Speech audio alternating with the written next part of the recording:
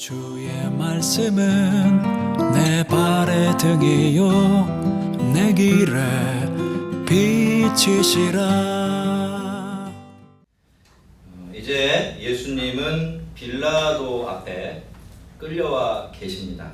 앞서서는 대제사장에게 재판을 받으셨는데 이제는 로마의 총독 앞에서 재판을 받고 계세요. 예수님은 죄가 전혀 없으십니다. 죄가 전혀 없이 태어나셨고 사시면서도 죄를 지은 적이 단 한 차례도 없으셨지요. 하지만 이렇게 온 세상이 예수님께 달려들어서 예수님을 정죄하고 죽이려고 들고 있습니다. 그런데요, 그 누구도 예수님을 재판할 수가 없습니다. 정죄할 수도 없죠. 그 누구도 예수님에게서 없는 죄를 찾아낼 수가 없었기 때문입니다. 오히려 재판을 받고 정죄를 당하는 것이 예수님이 아니라 이 세상이었습니다. 흰색 앞에서는 검은색이 더 도드라져 보일 수밖에 없듯이 죄 많은 세상이 죄 없는 분을 죄인으로 만들려고 하니까 스스로 죄를 더하고 악을 그대로 드러낼 수밖에 없게 되는 것이죠. 예수님을 빌라도의 관정으로 끌고 들어가려고 했던 유대인들은 더 이상 발걸음을 옮겨내지 못하고 관정 앞에 멈춰 섭니다. 그리고 성경은 그 이유를 이렇게 설명해 주고 있습니다. 그들은 더럽힘을 받지 아니하고 유월절 잔치를 먹고자 하여 관정에 들어가지 아니하더라. 정말 기가 막히는 이야기입니다, 여러분. 때는 유월절이었죠. 자기가 부정해지면 유월절을 제대로 지킬 수가 없기 때문에 이 유대인들은 지금 그 이방인들과의 접촉을 극도로 꺼리고 있어요. 그리고 이방인들의 관정으로 들어가는 그 장소의 이동을 굉장히 두려워하고 있습니다. 그래야 유월절을 거룩하게 지킬 수 있기 때문이죠. 그런데 여러분, 이렇게까지 자신의 정결함을 소중하게 생각하는 사람들이 지금 죄 없는 사람을 죄인으로 몰아서 죽이려고 하고 있습니다. 시기심 때문에, 그리고 자기들이 가진 것을 지켜보려고 말이죠. 그렇다면 여러분, 이 두 가지 중에 어떤 것이 더 큰 죄이고 어떤 것이 더 더러울까요? 하나님께서는 과연 이런 사람들의 예배를 기쁘시게 받을까요? 이런 사람들은 과연 자기가 바라고 소망하는 것처럼 하나님 앞에 정결한 예배자가 될 수 있겠습니까? 여러분, 인간은 대단한 것 같지만 참으로 부조리하고 위선적입니다. 이방인과 접촉하는 것을 그렇게 부정하게 생각을 하면서도 죄 없는 사람을 죄인으로 몰아서 목숨을 빼앗는 일에는 아무런 느낌이 없죠. 예수님께서는 이전에 바리새인들을 보시면서 저들이 낙탄을 삼키면서 하루살이는 걸러낸다라고 말씀하신 적이 있고요. 그릇의 겉은 깨끗하게 닦아내면서 그 그릇 안에는 도대체 뭐가 들어있는지 아무도 신경을 쓰지 않는다라고 꾸짖으신 적이 있습니다. 근데 여러분, 이것은요, 특별한 사람들에게만 일어나는 일이 아니죠. 모두에게 일어날 수 있는 일입니다. 사람이, 우리가 아무리 예수를 믿는다고 해도요, 하나님 앞에 서서 살아가는 방법을 잊어버리고 사람 사랑하는 방법을 잊어버리면 우리들도 얼마든지 이렇게 될 수가 있습니다. 물론 우리 자신이 그렇게 변해버렸다는 사실 전혀 눈치채지 못하지만 말이죠. 그래서 빌라도가 밖으로 나올 수밖에 없었지만 어떻습니까, 여러분? 빌라도라고 해서 별로 기분이 좋지는 않았을 겁니다.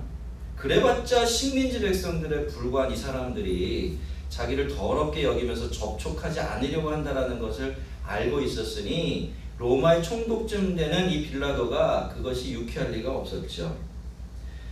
빌라도는 너희가 무슨 일로 이 사람을 고발하느냐 이렇게 묻습니다. 이건 몰라서 묻는 질문이 아니에요. 이미 빌라도는 모든 것들을 다 알고 있었죠.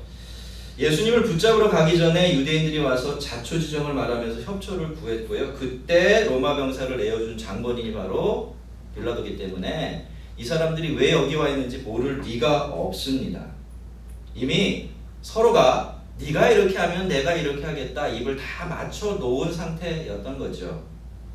근데 빌라도가 갑자기 오리발을 내민 겁니다. 왜 그랬을까요? 기분이 나빴기 때문이고, 그죠? 그래, 니들이 나를 내 마음대로 하려고 해? 어디 한번 되나 보자 라고 하면서 이 주도권 경쟁에서 선수를 딱 둔 겁니다. 유대인들도요, 이 사람이 행악자가 아니라면 우리가 당신에게 이 사람을 넘기지 않지 않습니까? 라고 응수를 했습니다. 무슨 말입니까? 다 그럴만해서 데리고 왔으니까 당신은 딴 말하지 말고 우리가 원하는 대로 해주면 된다, 그렇게 말한 거죠. 근데 여러분, 여기 이 행악자라는 말이요, 굉장히 애매하고 교묘한 말 아닙니까? 이 말 속에는요, 얼마나 잘못했는지, 뭘 잘못했는지, 그 판단이 율법인지 아니면 로마법인지 뭐 그런 내용들이 전혀 들어있질 않아요. 그럼에도 불구하고 이 말 한마디를 딱 제시하면서 당신은 우리가 원하는 대로 예수님에게, 예수라는 사람에게 사형 선고만 내려주면 그만이다 라고 그렇게 이야기하고 있던 거죠. 여러분, 하지만 빌라도가 누구죠? 로마의 정치판에서 잔뼈가 굵은 사람입니다. 그래서 이렇게 말하죠. 그렇다면 너희들이 데려다가 너희들이 원하는 법대로, 너희들의 법으로 한번 재판하고 마음대로 처벌해보라 라고 말입니다. 빌라도는요, 유대인이 무엇을 절실히 원하고 있었고, 그래서 무엇이 그들의 약점이라는 것을 분명히 알고 있었습니다. 그래서 그 약점을 공격했던 것이죠. 이제 누가 급해집니까? 유대인들이 급해집니다. 그래서 곧바로 꼬리를 내리면서 이렇게 말하죠. 우리에게는 사람을 죽이는 권한이 없습니다 라고 말합니다. 여러분, 유대인들은 예수님을 꼭 죽이고 싶어 했죠. 그렇지만 공식적으로 유대인들에게는 사형 집행권이 없었습니다. 그래서 빌라도에게로 데리고 왔던 거죠. 그렇지만 여러분, 유대인들이 지금 하고 있는 이야기는 절반은 사실이지만 절반은 거짓입니다. 비록 로마 당국이 유대인들에게 사형 집행권을 넘겨주지 않은 것은 사실이었지만요, 특별히 종교적인 이유로 어떤 사람을 재판하고 사형에 처할 때는 그거를 늘 묵인해 주곤 하는 풍습이 있었어요. 우리가 이것을 알 수 있는 사건이 뭐냐면 현장에서 간음을 하다가 예수님께 앞으로 붙들려 온 여인의 사건을 보면 알 수 있어요. 그때 잡아왔던 율법학자들이 뭐라고 얘기하죠? 예수님, 당신이 지혜로우니까 이 사람을 돌로 치어야 됩니까? 말아야 됩니까? 이렇게 물었던 거예요. 그 질문을 왜 그렇게 아무렇지도 않게 할 수 있었을까요? 당시에 그런 암묵적인 약속이 있었기 때문이에요. 형사적인 일, 범죄, 법을 어기는 일로는 우리가 마음대로 우리 백성을 손댈 수 없지만 우리 율법은 세상 그 어떤 법보다도 우리에게 중요한 법이기 때문에 이 율법에 저촉해서 만약에 사형 선고를 받을 만한 사람이 있으면 그 사람이 우리를 마음대로 하도록 내버려 두라 라고 요청을 했던 것이고, 로마 당국도 거기에 한해서는 그것을 인정해 주었던 것이죠. 근데 여러분, 이렇게 현장에서 간음을 한 죄만 그렇게 죽을 죄가 아니고요, 유대인들이 보기에는 사실 예수님이 저지르고 있는 죄들도 당장 돌에 맞아 죽어야 하는 그런 죄였어요. 이 유대인들의 기준에 보면, 율법을 기준으로 보면 이 성전을 모독하는 죄가 그런 죄였는데, 예수님이 늘 뭐라고 말씀하셨죠? 성전을 헐어라. 그러면 내가 3일 만에 저 성전 세우겠다. 막 이렇게 말씀하셨고, 6월절 전에는 그 성전으로 쳐들어가셔서 어떻게 하셨습니까? 막 그냥 뒤집어 놓으셨죠. 그러니 유대인들의 입장에서는 하려고만 했다면 어떻습니까? 충분히 예수님을 즉결 처분할 수가 있었던 것입니다. 하지만 여러분, 이번에는 그럴 수가 없었던 거죠. 예수님만큼은 로마의 법정에서 사형을 받아내서 로마식으로 십자가에 달아 죽여야만 했습니다. 그래야 예수님의 죽음에 대한 자기들의 책임이 면해질 수 있죠. 자기들이 죽인 게 아니라 로마가 죽인 게 되니까. 또 예수님은 억울하게 죽은 의인이나 선지자가 아니라 로마의 정치범으로 잡혀 죽은 그런 사람이 될 수 있습니다.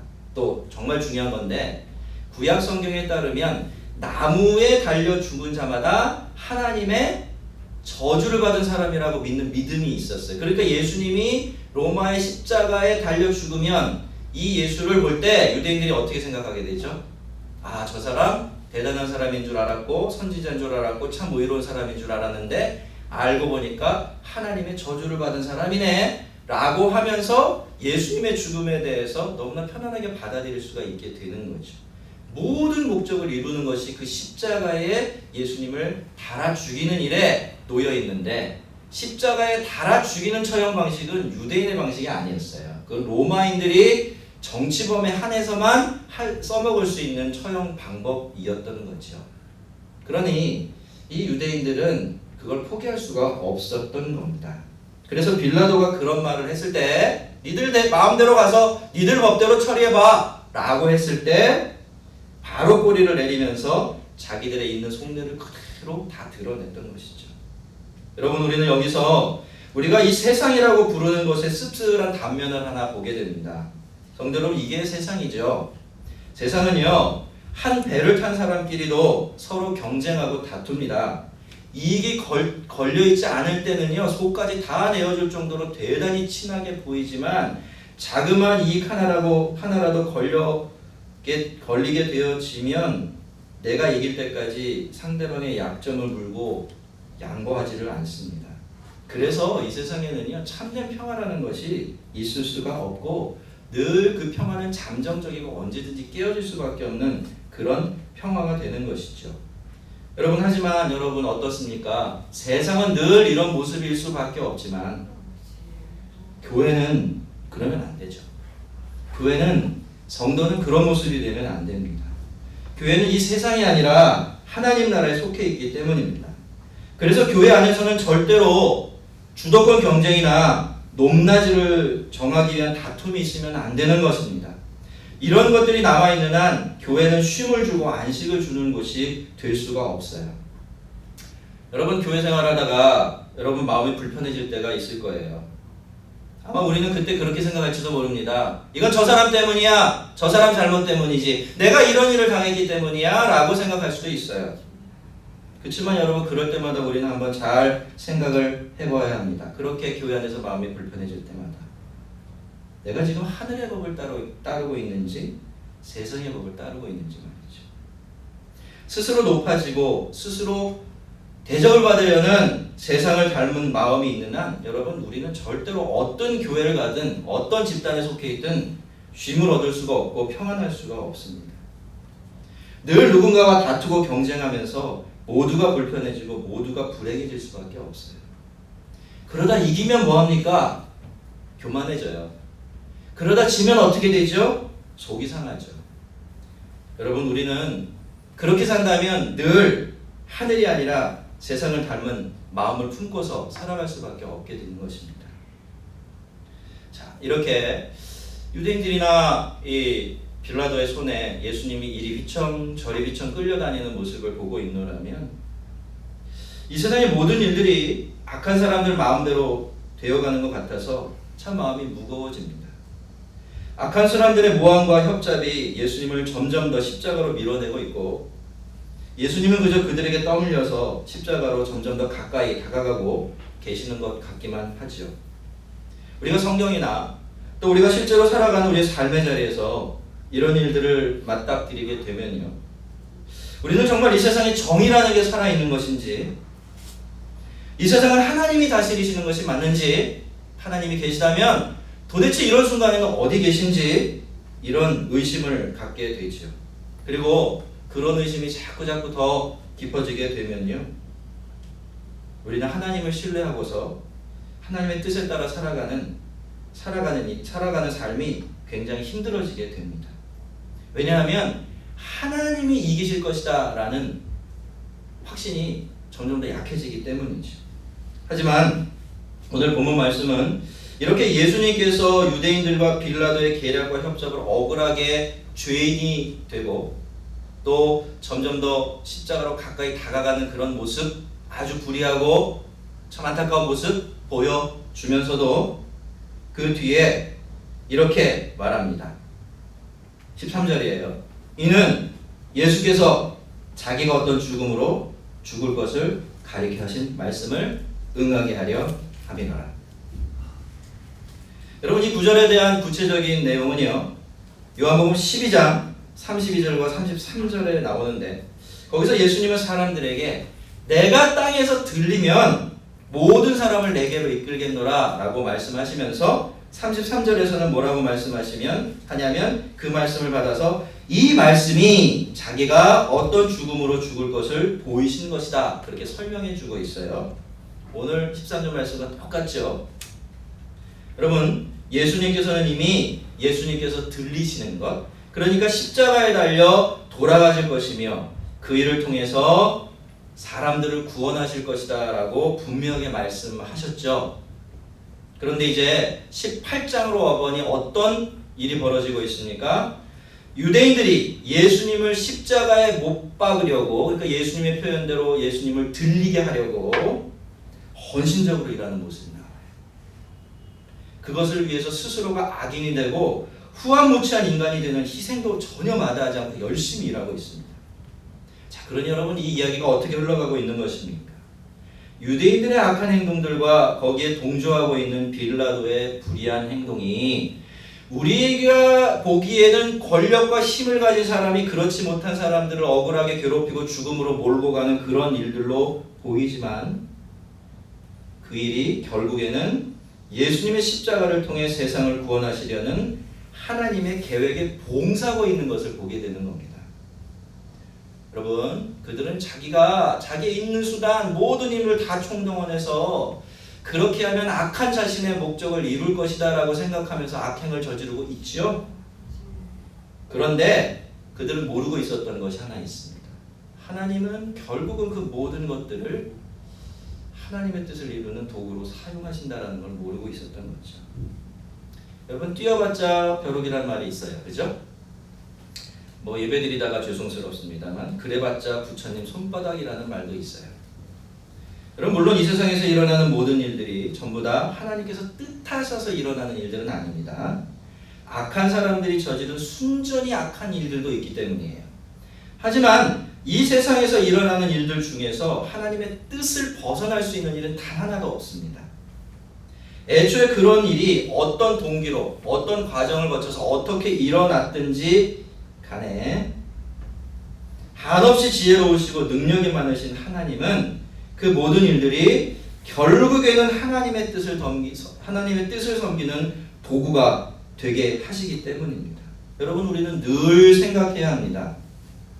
예수님을 십자가에 못 박아서 가장 수치스럽고 고통스럽게 죽여버리려던 유대인들과 빌라도의 악한 행동들이 결국에는 하나님의 구원 계획을 이루는 도구가 되었다고 한다면, 여러분, 이 세상에 그 어떤 악한 일들이 하나님의 선하신 뜻을 끝까지 방해하고 실패하게 만들 수 있겠습니까? 여러분, 결국 이기는 건 뭡니까? 하나님이고 하나님의 뜻입니다. 사람이 무슨 일을 하든 아무리 악하게 굴든 모든 일들은 그저 하나님의 손 안에서 하나님의 뜻을 이루는 도구로 변하게 되어 있습니다. 우리 하나님은 만유보다 크신 분이시기 때문이죠. 그러니 여러분, 성도는 세상의 모습을 보고 사람들의 악한 행동을 보면서 너무 실망할 필요가 없습니다. 그것은 시험이에요. 유혹이죠. 우리가 해야 될 일이 있다면 그 유혹과 시험을 이겨내고 하나님께서 우리에게 맡기신 선하고 의로운 길 계속해서 묵묵하게 걸어가는 것밖에 없습니다. 쉽지 않습니다만 그것이 우리가 선택할 수 있는 최선의 길입니다. 여러분, 이 세상에 전체 관계된 일만 그런 게 아니에요. 여러분, 우리가 살다 보면요, 개인적으로도 억울한 일 많이 당하시죠? 아무리 설명해도 그 누구도 알아주지 않고 들어주지 않을 만한, 설득이 되지 않는 그런 상황을 당하시죠? 그런 일들도 마찬가지입니다. 여러분, 우리가 그런 일들을요, 그저 우리의 삶에 끼어든 불청객으로 생각하고 이거 왜 이런 일이 일어났는가 라고만 생각하며 반응한다면 그런 일은 우리에게 아무런 도움이 되지는 않습니다. 그러나 이런 믿음을 가진다면 달라지죠. 비록 이 일이 나에게 너무나 억울한 일이고 이유를 알 수 없이 나에게 찾아온 일이며 도대체 나는 이런 일을 당할 만큼 잘못한 적도 없고 그런 일을 한 적도 없지만 그럼에도 불구하고 이 오해와 이 고통과 이 억울함이 결국에는 하나님의 손에서 나를 위한 가장 선한 도구로 사용될 것을 믿는다면 우리는 하나님께서 그렇게 일하시는 것을 볼 수 있을 뿐만이 아니라 그 과정 중에서도 우리의 믿음과 마음을 잃어버리지 않을 수가 있는 것입니다. 계속해서 우리 앞에 놓여져 있는 바르고 의로운 길을 걸어갈 수 있게 되는 거죠. 자, 이제 빌라도는 예수님을 신문합니다. 그는 단도직입적으로 물어요. 내가 유대인의 왕이냐라고 말입니다. 이것이 유대인들이 예수님을 고발한 죄목이었고, 이미 이스라엘에는 헤롯 대제라는 왕이 있었기 때문에, 로마가 세운 왕이 있었기 때문에, 만약에 예수님이 그렇다 내가 유대의 왕이다라고 말하면 예수님은 로마에 반역하는 사람이 되죠. 그래서 아주 전곡을 찌르는 질문을 던졌던 것입니다. 그렇지만 빌라도가 보기에 아무래도 예수님은 자기를 유대인의 왕이라고 주장할 만한 분이 아니었어요. 예수님 안에서는 그런 허풍이나 거짓을 전혀 찾아볼 수가 없었기 때문이죠. 그래서 이렇게 물은 거예요. 내가 보기엔 아닌 것 같은데 네가 유대인의 왕이냐? 이렇게 물은 거예요. 원래 이제 이게 헬라 사람들은요, 이렇게 뭔가 질문할 때 네가 이런 말을 안 붙여요. 그냥 유대인의 왕이냐 물으면 네가 왕이냐 이렇게 묻는 말이 돼요. 그래서 관례적으로는 네가 안 붙이는데 네가라는 말이 일부러 붙여지면 그때 강조하는 거죠. 다른 뜻으로 이야기하는 것이 됩니다. 그러니까 빌라도가 그렇게 얘기한 거예요. 내가 보기에는 전혀 아닌 것 같은데 너 정말 네가 유대인의 왕 맞냐? 이렇게 물은 거죠. 근데 예수님은요, 그 질문에 대해서 가타부타 대답하시기 전에 오히려 빌라도에게 이는 네가 스스로 하는 말이냐? 다른 사람이 나에 대해서 내게 한 말이냐? 이렇게 되물으셨어요. 그러니까 이런 얘기를 한 거죠. 지금 네가 나를 유대인의 왕이라고 하고 있는데 그게 네 생각이냐? 아니면 그저 네가 유대인들에게 내가 그랬다라는 것을 듣고 나에게 묻는 말이냐? 이렇게 질문하셨다는 거죠.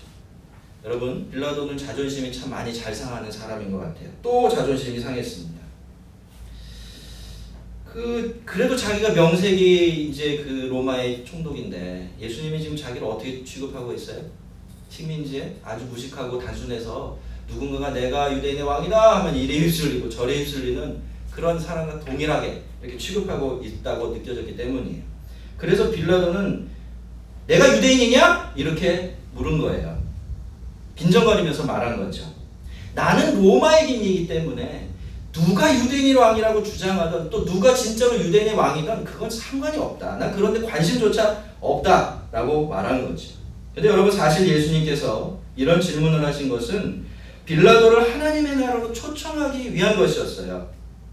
만약에 빌라도가 예수님이 던진 이 질문을 알아듣고 거기에 조금이라도 관심을 가진다면 예수님은 그를 하나님의 나라로 이끌어들이려고 하신 것입니다.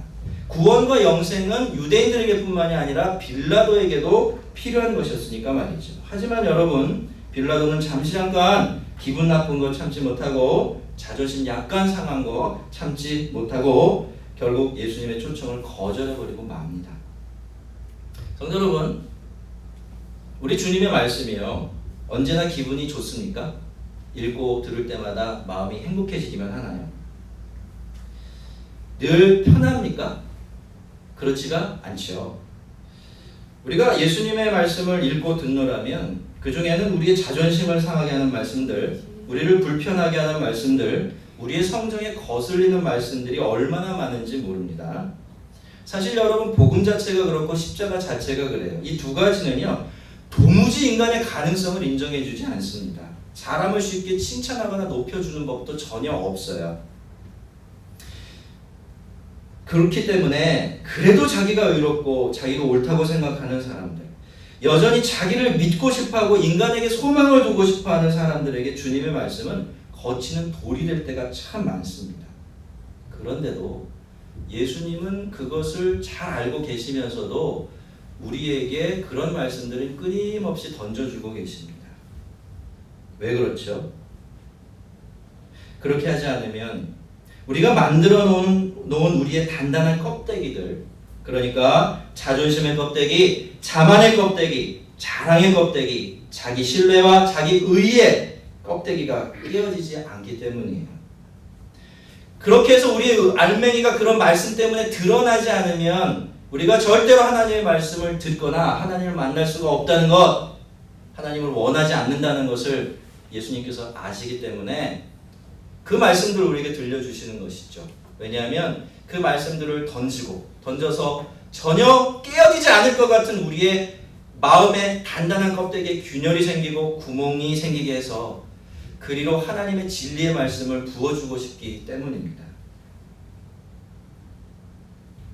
여러분, 거치는 돌 같은 예수님 말씀들은 모두가 다 사람들을 참 생명으로 초청하고 더 풍성하고 깊은 신앙의 세계로 이끌어들이는 하나님, 예수님의 초청장이며 또 우리를 위해서 던지시는 거룩한 미끼입니다. 예수님께서 말씀을 우리에게 미끼를 던지실 때 우리는 어떻게 할까요? 묻지 말고 따지지 말고 그 말씀 덥석 물어야 돼요. 그래야 살고요. 그래야 더 풍성한 삶으로 나아갈 수가 있습니다. 이런 말씀들 앞에서 감정적인 반응을 보인다든지 자기 자존심을 지키기 위해서 거절한다든지 심지어는 내게 손해가 될 것 같아서 일부러 모른 척 한다든지 하는 반응들은 전혀 지혜로운 반응들이 아니에요. 왜냐하면 그것은 우리가 빌라도가 걸어갔던 길을 그대로 따라가는 것이나 마찬가지이기 때문입니다. 자, 기분이 상한 베드로, 빌라도, 도가 똑같아서 자, 빌라도가 예수님을 또 공격하죠. 네 나라 사람들과 대제사장들이 너를 내게 넘겼으니 네가 뭘 했느냐? 라고 물은 것입니다. 여러분 사실 그랬죠. 유대인들은요, 입만 열면 자기들이 하나님의 백성이라고 말했어요. 자기들은 거룩하게 구별된 사람들이고 하나님의 말씀을 가지고 그 말씀을 따라 사는 사람들이라고 자랑했죠. 근데 여러분, 그런 그들이 지금 무슨 짓을 하고 있습니까? 죄 없는 사람들을 데리고 와서는 이 사람이 자기가 유대인의 왕이라고 주장을 했다고 하면서 고발합니다. 그러면서 그러니 이 사람 꼭 좀 죽여달라고 부탁을 하고 있어요. 자기들이 그렇게 부정하게 여기는 이방인인데 무력으로 자기 나라를 정복해서 자기 나라를 수탈하고 있는 로마의 우두머리인데 그 사람에게 와서 이 사람이 유대인의 왕이라고 주장했어요 라고 일러바치면서 그러니까 이 사람 사형시켜야 합니다 라고 요청하고 있는 거죠. 그렇게 하는데 전혀 양심의 가책이나 거리낌이 없습니다. 그러니까 그걸 들은 빌라도가 그렇게 기분이 나빠져서 예수님께 다시 물으신 겁니다. 너희가 유대인 하지만 유대인이 별거냐? 너희가 늘 부정하다고 무시하는 이방인보다 못하면 못했지 나은 것이 없지 않느냐? 너희 유대인이야말로 이 세상에서 가장 불의하고 가장 더러운 사람들이 아니냐? 라고 반문했던 것입니다. 여러분, 하나님의 백성이라는 사람이 세상으로부터 이런 이야기들을 듣고 있다면 세상에 그것보다 더 슬프고 안타까운 일은 없을 것입니다. 자, 보통 같으면요, 이러니 저러니 하면서 언성을 높였을 수도 있지만 예수님은 전혀 흔들림이 없습니다. 빌라도가 네 나라, 너의 나라 이렇게 말했으니까 예수님은 그 말을 받아서 예수님의 나라인 하나님 나라에 대해서 설명을 해주시기 시작합니다. 예수님께서도 먼저 그 말을 받아서 나의 나라라고 하시는데요. 어떻게 하신 거죠? 내가 왕이다 라는 것을 인정을 하신 겁니다. 그리고는 이렇게 말씀을 하셨죠. 예수님의 나라는 이 세상에 속한 나라가 아니라고 말입니다. 예수님께서 붙잡히실 때 동산에서 있었던 일을 증거로 그 말씀을 뒷받침하시면서 그렇게 말씀해 주셨어요. 여러분, 빌라도는 이미 보고를 다 받았죠. 그래서 동산에서 어떤 일이 있었는지를 다 알고 있습니다. 베드로가 대제사장의 귀를 칼을 들어 쳤을 때 예수님께서 다른 사람을 동원해서 예수님을 보호하고 지키게 만드시는 대신에 어떻게 하셨죠? 오히려 베드로를 말리면서 그렇게 하지 못하도록 하셨습니다. 그 이야기를 다 들었으니 베드로는 예수님께서 말씀하시는 그 나라가 정말 이 세상에 속한 나라가 아니구나. 예수님이 왕이라고 할지라도 예수라는 사람이 말하는 자기 나라는 로마에는 절대로 위해가 되지 않겠구나라는 것을 깨닫게 되었던 것입니다. 자, 그럼에도 불구하고 이 예수님이 자기가 왕은 왕이라고 했으니까 이제 다시 확인차 빌라도가 다시 한번 물어요. 그러면 내가 왕이 아니냐라고 말입니다. 그러면 네가 왕이라는 이야기구나 이렇게 물었던 것이죠. 자, 예수님이 뭐라고 대답하셨을까요? 정확하게 옮겨놓으면요, 예수님은 내가 왕이라고 말하는 것은 너다 이렇게 말씀하신 거예요. 나를 왕이라고 말한 것은 너야 이렇게 말하는 거예요. 자, 이게 긍정일까요? 부정일까요? 이건 반반입니다. 우선 큰 틀에서 보면 예수님은 자신이 왕이라는 것을 긍정하셨어요. 베드로의 질문에 빌라도의 질문에 yes라고 대답을 하신 거지요.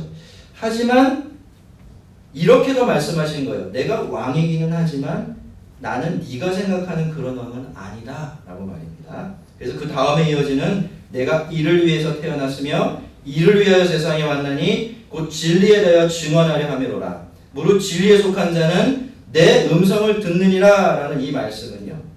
그래서 예수님이 그렇다면 과연 어떻게 이 세상의 왕과는 다른 왕인지를 설명해 주는 그런 말씀이 되는 겁니다. 여러분, 세상의 왕은요 힘으로 자기 나라를 다스리죠. 자기를 높이고 자기를 주장하는 방식으로 자기 세상을 움직여 갑니다. 그게 세상의 왕들이죠. 그 대표적인 케이스가 바로 로마의 황제입니다. 로마의 황제들은요 팍스 로마나 로마식의 평화라고 부르는 것을 이루기 위해서 자기 나라를 다스리던 그런 사람들이었습니다. 하지만 이 평화라는 것이요 로마와 힘 있는 사람들에게만 평화가 될 수 있었을 뿐이지, 그 당시의 기록을 보면 로마가 식민지로 삼은 나라들이나 힘이 없고 가진 것 없는 사람들에게는 그것이 또 하나의 폭력이었고 엄청난 위협이었습니다. 그리고 이것은 오늘 우리가 사는 세상이라고 해서 그렇게 많이 달라진 것 같지는 않죠.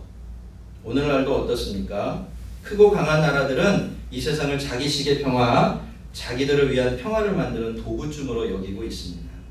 하지만 예수님은 어떻습니까, 여러분? 이미 겟세마네 동산에서도 보여주신 것처럼 예수님은 힘으로 그리고 칼로 왕좌에 앉은 왕이 아닙니다. 힘으로 자기 나라를 다스리는 왕도 아니에요. 예수님은 분명히 왕으로 이 세상에 오셨습니다. 하지만 예수님은 이 세상의 방식으로 이 세상 나라에 속한 나라를, 이 세상에 속한 나라를 세우실 생각이 없으셨죠. 예수님은 이 세상에 하늘에 속한 나라를 세우려고 오셨기 때문입니다. 근데 예수님은 당신이 진리에 대하여 증언하려고 오셨다라고 그렇게 말씀하세요. 그것이 왕으로서 나에게 주어진 소명이다 그렇게 밝히신 것입니다. 예수님의 이 말씀 속에는 하나님 나라가 어떤 나라이며 어떻게 세워져 가는 나라인지에 대한 아주 중요한 단서가 들어 있습니다. 우리는 왜 예수를 믿지요? 우리는 하나님 나라 백성이 되고 그 나라의 백성으로 살고 결국에는 영원히 그 나라의 백성이 되어 살아가기 위해서 예수를 믿죠? 안 그렇습니까? 여러분은 다른 목적으로 예수를 믿고 계신가요? 아닐 겁니다. 이렇게 저렇게 표현을 할 수 있지만 우리에게 예수를 믿는 가장 중요한 이유를 댄다면 하나님 나라이고 내가 그 나라의 영원한 백성이 되는 그것일 것입니다. 그러니 우리가 하나님 나라에 대해서 오해하면 안 되는 거죠. 영 딴 거 생각하다가 이상한 데 도착할 수가 있어요. 눈을 떠보니까 여기가 아니네? 이럴 수가 있어요. 내가 바라던 곳이 아닌데? 큰일이다. 이렇게 생각할 수도 있는 거예요. 물론 그렇게 살아서 그 나라에 갈지 그건 미지수입니다만.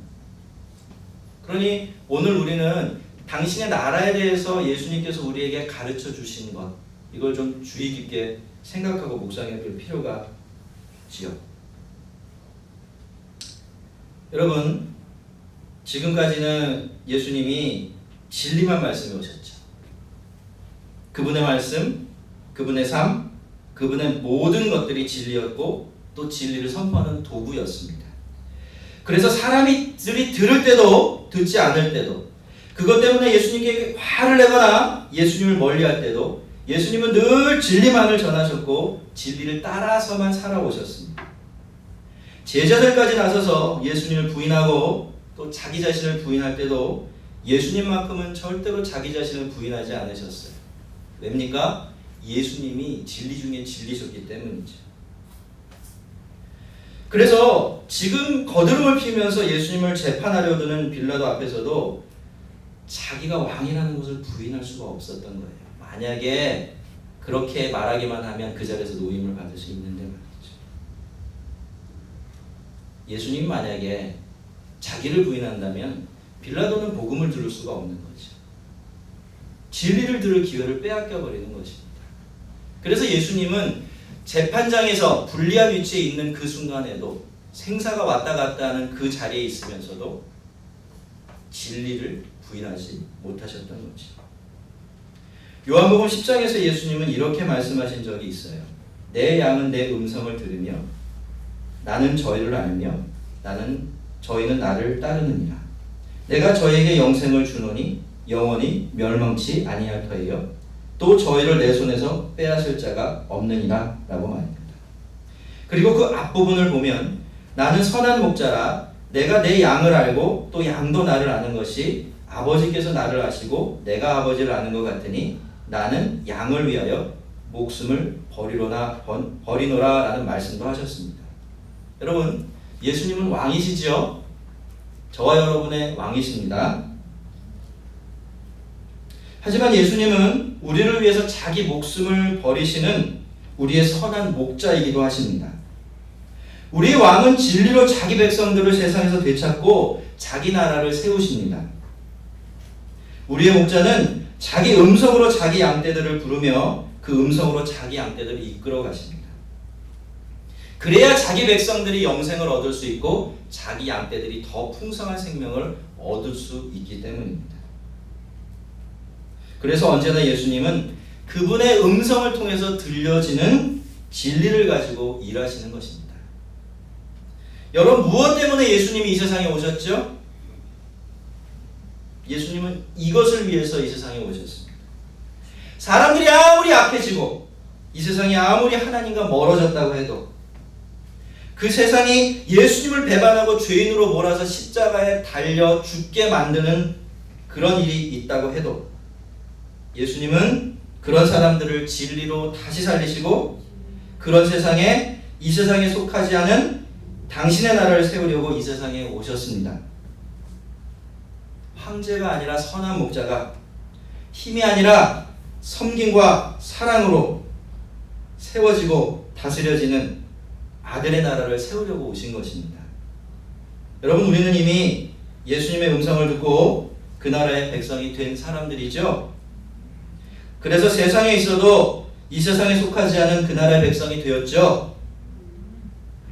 우리는 선한 목자의 음성을 듣고 그 음성만 따르는 그분의 양떼가 다 된 건 맞죠.